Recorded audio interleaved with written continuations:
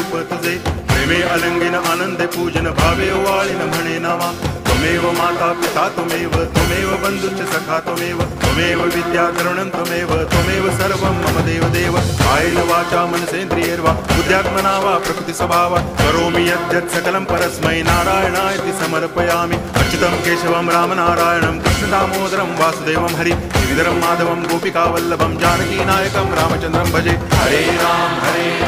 Ram